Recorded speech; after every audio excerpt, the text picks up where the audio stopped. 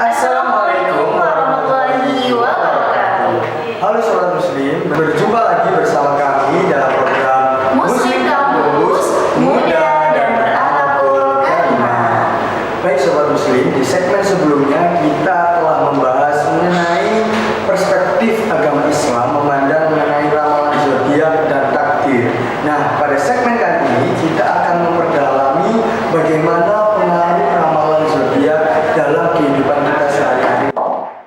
Baik Kak, kalian mungkin sering dengar nih, seperti ada ramalan-ramalan kayak Virgo kali ini bakal dapet jodoh nih, atau mungkin Taurus, hati-hati ya sama keuangan. Tapi kalian pernah berpikir gak bahwa itu dapat mempengaruhi kehidupan kita? Dan yang paling pentingnya, dia dapat mempengaruhi keimanan kita sebagai seorang muslim. Jadi begini Sobat Muslim, ramalan zodiak itu kadang-kala memang terdengar seru ya, apalagi kalau ramalannya positif, pasti akan membuat kita lebih semangat menjalani aktivitas seharian. Tapi kadang-kala kita tidak boleh terpatok ataupun fokus kepada ramalan zodiak tersebut, karena sekali lagi ramalan zodiak itu dilarang untuk dipercaya dalam agama. Betul banget nih Kak. Tapi kadang ada loh Kak, seumpama nih, bagaimana kalau kita tiba-tiba baca ramalan zodiak dan ternyata hasilnya tuh negatif? Contohnya aja, alias hari ini bakal dapat masalah besar nih. Nah itu pasti bakal bikin kita overthinking, parnoan, dan hati kita jadi nggak karuan gitu Kak. Nah itu yang bakal membuat kita jadi tidak yakin atau percaya diri sama kekuatan doa dari dia. Benar sekali nih Kak, misalnya juga nih, kadang-kala ketika kita menunggu panggilan pekerjaan, tetapi sebelumnya kita malah baca ramalan zodiak kalau hari ini kita tidak diperbolehkan untuk mengambil keputusan yang besar. Nah, karena hasil zodiak tersebut kita tidak jadi mengambil pekerjaan tersebut, sehingga kita terpengaruh oleh ramalan zodiak tersebut.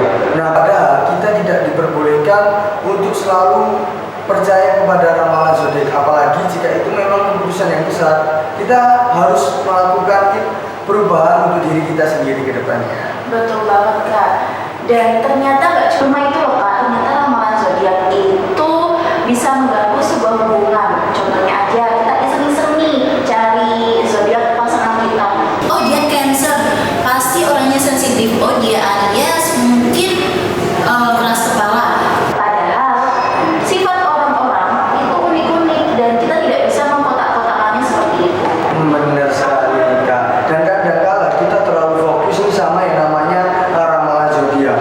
Nah, ramalan tersebut itu pun mengganggu ibadah kita. Misalnya ketika kita mendengar ramalan zodiak bakal terkena sial, maka kita menjadi malas berdoa karena kita akan percaya bahwa hari ini kita akan mendapatkan sial. Padahal seharusnya ketika kita mendapatkan musibah, mendapatkan sial, kita harus mendekatkan diri kepada Allah, bukan sebaliknya menjauh daripada takdir.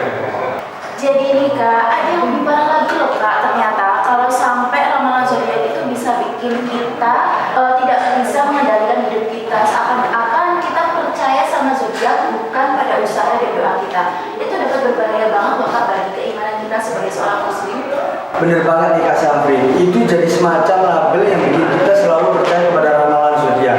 Label yang bikin kita malah tidak ingin mengenal orang itu berdasarkan karakter, berdasarkan kisah hidupnya.